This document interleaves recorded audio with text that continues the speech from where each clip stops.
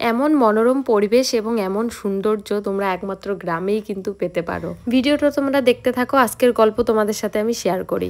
আজকে ব্রাইডের বাড়ি খুঁজতে খুঁজতে একদম মাঠের মাঝখানে চলে গেছিলাম, একদম কাদা মাটি এরকম রাস্তা দিয়ে চলে গেছিলাম ব্রাইডের বাড়ি।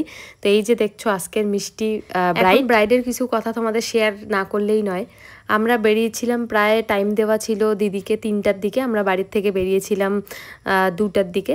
তো 1 ঘন্টার রাস্তাও না, কিন্তু আমরা ভুল রাস্তায় চলে গেছিলাম। প্রথমে তো এমন ব্রিজে চলে গেছিলাম, মাঝখানে গিয়ে দেখি যে ব্রিজ ভাঙা। তারপরে দেখি যে দূরে আমার চোখ পড়লো, দেখলাম যে বাঁশের ব্রিজ দেওয়া। তারপর আমি মনে মনে ভাবলাম যে ব্রিজ থাকতে বাঁশের ব্রিজ কেন দেওয়া।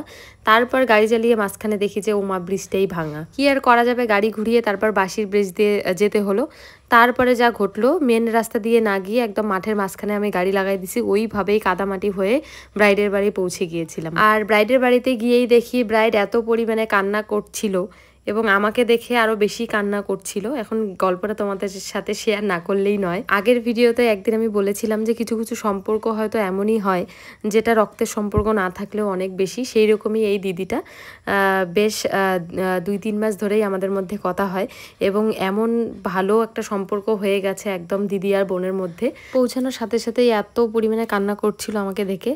তারপর বললো যে তুই আসলি মনে হলো বাড়ির কেউ আসলো, মানে এই কথাটা এর থেকে বড় কিন্তু আর কিছুই হতে পারে না। তারপর বললাম যে কি করা যাবে, আমাদের মেয়ে মানুষের জীবনে ওই রকম যে বিয়ে করে যেতে লাগবে।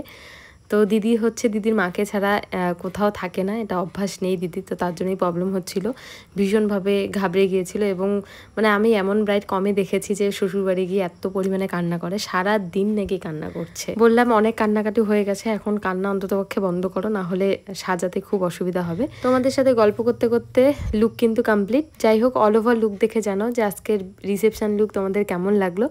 আমার এবং দিদির কিন্তু ভীষণ ভালো লেগেছে এবং আজকে দিদিকে শাড়িটা অন্যভাবে পরিয়েছি, আশা করছি দেখলে বুঝতে পারবে তোমরা। দিদিকে টাটা বাই বাই করে আমি আবার একটা কাজে চলে এসেছিলাম।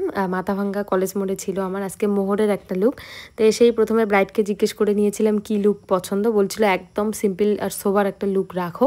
তো সেই হিসাবেই কিন্তু আমি রাখার চেষ্টা করেছি, একদম সিম্পল। আই থিঙ্ক তোমরা দেখতে বুঝতেই পারবে। আমি প্রথমেই কোনো ভিডিও বা ছবি নিয়ে রাখিনি, একদম টাইম কম ছিল হাতে, তার জন্যই। আর এই মোহর ব্রাইডের পছন্দ আর আমার পছন্দের অনেকটা মিল, একদম সিম্পল পছন্দ করে, কোনো রকম হাবিজাবি কিন্তু পছন্দ করে না।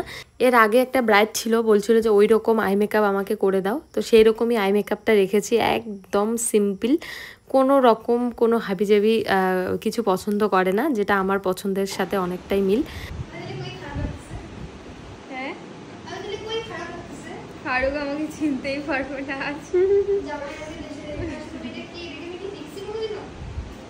চিনতেই পারবে না আমাকে, নিজেকে চিনতে পারে। ফার্স্ট টাইম এতটা সাজগোজ করা।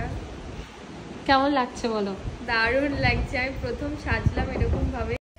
এই মিষ্টি মোহর ব্রাইডের রিভিউ কিন্তু তোমরা শুনতেই পেলে যে কতটা স্যাটিসফাই এবং কতটা খুশি হয়েছে এবং নিজেকে দেখে নিজেই চিনতে পারছে না, এতটা ভালো লাগছে দেখতে। আমার পার্সোনালি লুকটা ভীষণ পছন্দ হয়েছে এবং দেখতেও কিন্তু ভীষণ মিষ্টি এবং বাড়ির লোকেরও ভীষণ পছন্দ হয়েছিল। তোমাদের কেমন লাগলো অবশ্যই কিন্তু জানাবে এই লুকটা এবং আগের লুকটাও। দেখা হচ্ছে অন্য কোনো ভিডিওতে, ততদিনে সবাই ভালো থেকো, সুস্থ থেকো, টাটা সবাইকে, রাধে রাধে।